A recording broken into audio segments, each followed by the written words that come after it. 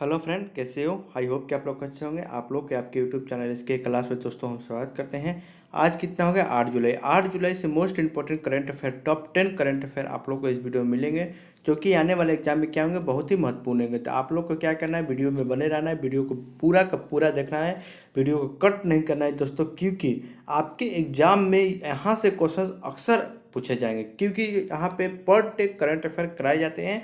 और जो current affair कराए जाते हैं बहुत ही विस्तार से समझाया जाता है और बहुत ही अच्छे तरीके से आप लोग को बताया जाता है, ताकि आप तक आपको समझने में परेशानी ना हो। ओके, तो यहाँ चलिए क्वेश्चंस की ओर आते हैं, क्वेश्चंस की ओर बढ़ते हैं, ज़्यादा समय नहीं यहाँ लेते हैं। आज का पहला क्वेश्चन है करंट अफेयर का दोस्तों। वैश्विक रियल एस्टेट पारदर्शिता सूचकांक में 34वां स्थान पर निम्न में से किस देश को रखा गया है? मतलब 34वां स्थान पर कौन सा देश आया है वैश्विक रियल एस्टेट प्रदर्शिक में? तो ये होगा अपना देश भारत, क्योंकि भारत 34वां स्थान प्राप्त किया है। ओके, तो वैश्विक रियल एस्टेट प्रदर्शिका सूचकांक में। ओके, तो यहाँ आते हैं, पूरी डिटेल्स समझते हैं। तो रियल एस्टेट बाजार से जुड़े नियामकीय सुधार, बाजार से जुड़े बेहतर आंकड़े और हरित पहलों के चलते देश की रैंकिंग में 1 अंक का सुधार हुआ है। कितना? 1 अंक का। 2018 की बात करें तो 35वां स्थान था। साल 2016 की बात करें तो 36वां स्थान था। साल 2014 की बात करें तो 39वां स्थान था। सूचकांक में 99 देशों की रैंकिंग की गई है। इससे वे शीर्ष पर ब्रिटेन है। सबसे पहला स्थान पर इस पर ब्रिटेन है।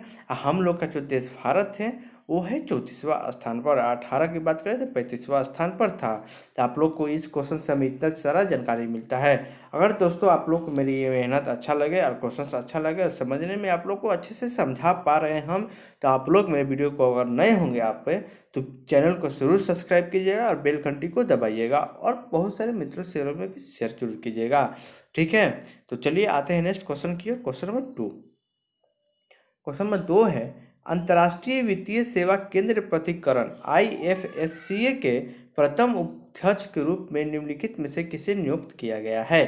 तो ये होगा इंजेती श्रीनिवास। इंजेती श्रीनिवास इनका नाम है। इन्हें नियुक्त किया गया है अध्यक्ष के रूप में, प्रथम अध्यक्ष के रूप में IFSCA के ओके केंद्र प्राधिकरण में प्रथम अध्यक्ष के रूप में नियुक्त किया गया है श्रीनिवास को। यहाँ इनके बारे में पूरी डिटेल्स हम यहाँ समझेंगे। तो आधिकारिक आदेश के मुताबिक वे 3 साल तक इस पद पर अपनी सेवा देंगे। श्रीनिवास उड़ीसा कैडर के 1938 बैच के IS अधिकारी हैं। क्या है? IS अधिकारी। वे पहले कॉर्पोरेट मामलों का मंत्रालय में अपनी सेवा दे चुके हैं। 31 मई को वे कॉर्पोरेट अफेयर्स सेकेंडर के पद से रिटायर हुए हैं। यानी कि समझ सकते हैं आप, तो जो आधिकारिक आदेश के मुताबिक वो 3 साल तक पद के लिए अपनी सेवा देंगे। ओके, और श्रीनिवास जो है वो उड़ीसा कैडर 1983 के बैच के, वो क्या है, एक IS अधिकारी भी है। ओके, वो मंत्रालय में अपनी सेवा देंगे 31 मई को। ओके, 31 मई से, ठीक है, 31 मई को कॉर्पोरेट अफेयर्स सेकेंडर के पद से रिटायर हुए हैं। तो 31 मई को इस पद से ये रिटायर हुए हैं और फिर श्रीनिवास ये के अध्यक्ष बनाया जा रहा है, उन पर सेवा देंगे। ठीक है, ले आते हैं नेक्स्ट क्वेश्चन नंबर 3 की ओर।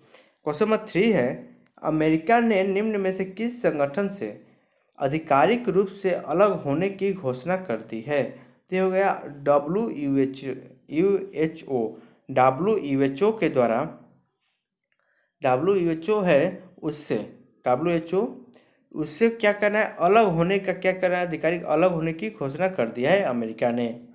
हाल ही फिलहाल में आप लोग भी जानते होंगे कि अमेरिका ने इससे अलग होने की घोषणा की थी। अमेरिका मीडिया के अनुसार ट्रम्प सरकार ने WHO विश्व स्वास्थ्य संगठन से अपनी सदस्यता वापस लेने से संबंधित पत्र भेज दिया है। अमेरिका 6 जुलाई 2021 के बाद WHO का सदस्य नहीं रह जाएगा। इसके अतिरिक्त अमेरिका को WHO के सभी प्रकार चुकाने होंगे। ओके, अमेरिका को जो WHO के सभी बकाये को, जितना बकाये हैं उसको क्या होंगे, इससे पहले चुकाने होंगे। वो 6 जुलाई 2021 के बाद वो क्या होंगे, सदस्य नहीं होगा अमेरिका। पत्र भी भेज दिया है। ओके, कि हाल फिलहाल में आपका क्वेश्चन से पूछ सकता है एग्जाम में, तो आप लोग को क्या करना है, याद रखना है।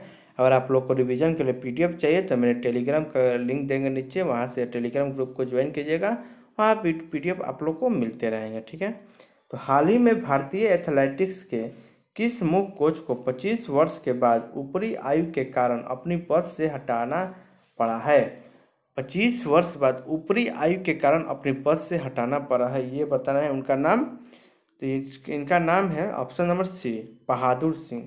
बहादुर सिंह को भारतीय एथलेटिक्स हैं, इन्हें मुख्य कोच 25 वर्ष के बाद ऊपरी आयु के कारण इन्हें पद से हटा दिया, मतलब 25 वर्ष से अधिक आयु हो गया है, जिसके कारण इन्हें भारतीय एथलेटिक्स से एक मुख्य कोच थे उन्हें हटाया जा रहा है, ठीक है। बहादुर सिंह का नाम याद रखिएगा।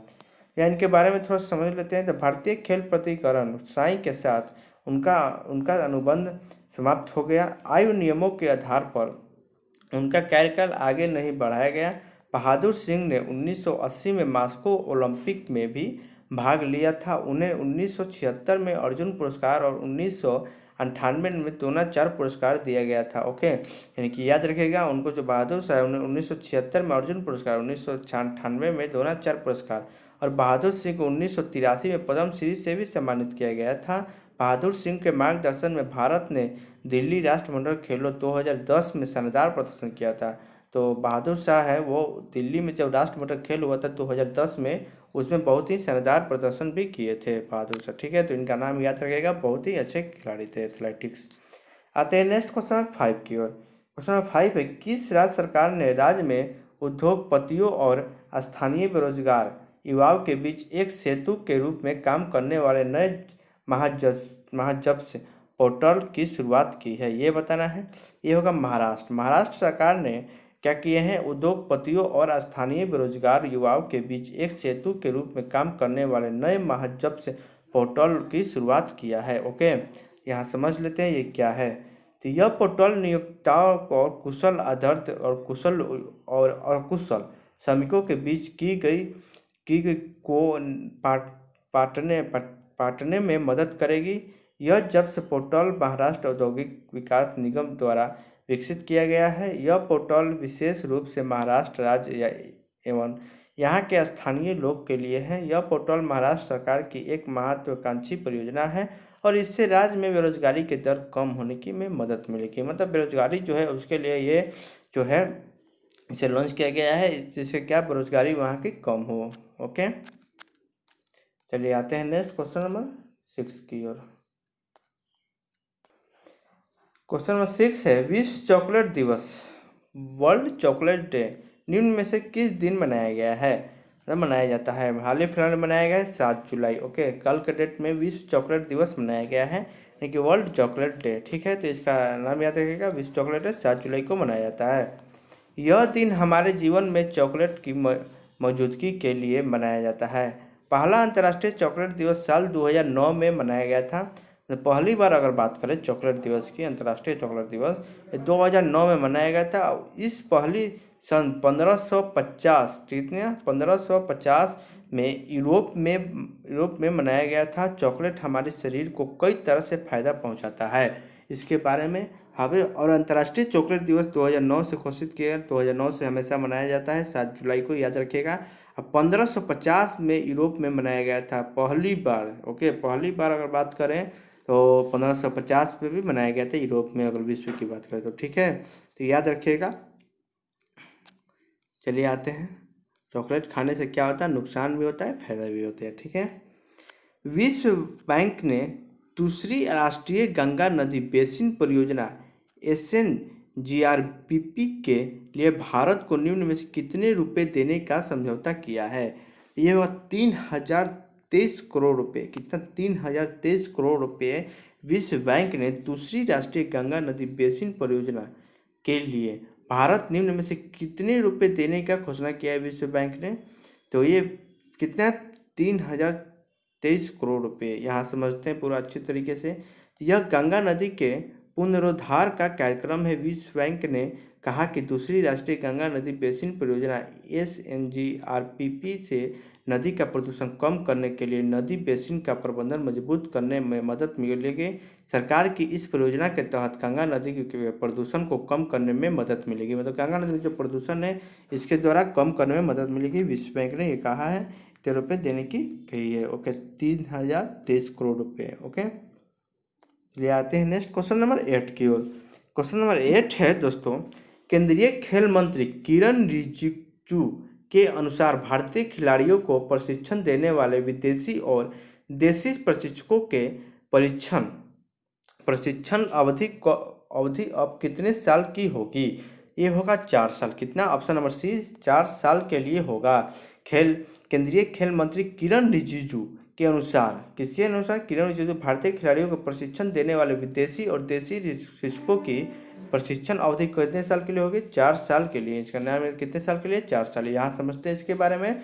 उन्होंने कहा कि इस फैसले से ओलंपिक्स सहित सभी बड़े टूर्नामेंट में भारतीय खिलाड़ियों के प्रदर्शन में सुधार होगा। उन्होंने विश्वास व्यक्त किया है कि 2024 तथा 2028 के ओलंपिक खेलों की तैयारियों के लिए भी यह उपयोगी होगा। टोक्यो ओलंपिक्स को अगले साल तक स्थापित किए जाने के लिए मद्देनजर सभी विदेशी प्रशिक्षकों का कॉन्ट्रैक्ट अगले साल 30 दिसंबर तक बढ़ा दिया गया है। कितना दिसंबर? 30 दिसंबर तक, 30 सितंबर। ओके, 30 सितंबर तक बढ़ा लिया गया है। ओके, तो ये हम लोग को इतना सारा जानकारी मिलता है इस क्वेश्चन से।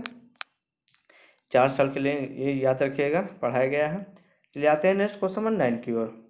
क्वेश्चन नंबर 9 है कि हाल ही में किस राज्य सरकार ने दिहिंग पटकाई वन्यजीव अभ्यारण्य को एक राष्ट्रीय उद्यान के रूप में अपग्रेड करने का निर्णय लिया है? ये बताना है। तो इसका होगा कौन सरकार? ऑप्शन नंबर ए असम सरकार ने। असम सरकार ने हाल ही में क्या किया? दिहिंग पटकाई वन्यजीव अभ्यारण्य को एक राष्ट्रीय उद्यान के रूप में अपग्रेड करने का निर्णय लिया है। तो दिहिंग पटकाई वन्यजीव अभ्यारण्य का क्षेत्रफल 111.942 वर्ग किलोमीटर है। कितना? 111.942 वर्ग किलोमीटर है। और यह दिहिंग पटकाई एलिफेंट रिजर्व की परिधि के अंदर अवस्थित है। दिहिंग पटकाई वन्यजीव अभ्यारण्य ऊपरी असम के कोयले एवं तेल समृद्ध जिले जैसे डिब्रूगढ़, तिनसुकिया एवं शिवसागर में फैला हुआ है और माना जाता है कि यह असम में तराई क्षेत्र के वर्षा वनों का अंतिम शेष संक्रामक जोन है। कितना? अंतिम शेष संक्रामक जोन है, इसे माना जाता है। चलिए आते हैं नेक्स्ट क्वेश्चन नंबर 10 की ओर। 10 नंबर क्वेश्चन जो है आज का लास्ट क्वेश्चन है। आप लोग को मालूम है, बता दें कि यहाँ टॉप 10 करंट अफेयर आप लोग को कराया जाता है और सप्ताह में एक दिन वीकली करंट अफेयर भी कराया जाता है। ठीक है। विश्व जूनोसिस दिवस, वर्ल्ड जूनोसिस डे निम्न में से किस दिन मनाया जाता है? तो ये 6 जुलाई हाल ही में मनाया गया है। 6 जुलाई को विश्व जीनोसिस दिवस मनाया गया है। कि वो कौन सा दिवस? विश्व जीनोसिस दिवस। इसका क्या है ये बारे में यहाँ समझेंगे।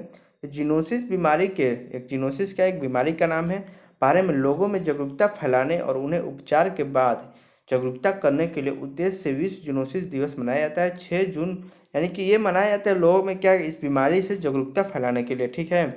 और 6 जून 1885 को प्रसिद्ध फ्रांसीसी रसायन और वैज्ञानिक लुई पास्चर द्वारा पहले सफल रैबीज टीके की खोज के उपलक्ष्य में यह दिवस मनाया जाता है। टीके की खोज तब हुआ था, उसके जो लुई पास्चर ने किया था, ओके, उसके द्वारा मतलब उसके उपलक्ष्य पर मतलब यह दिवस मनाया जाता है। जूनोसिस बीमारियों फैलाने में सबसे ज़्यादा भूमिका बैक्टीरिया की है। किसकी है? बैक्टीरिया की है।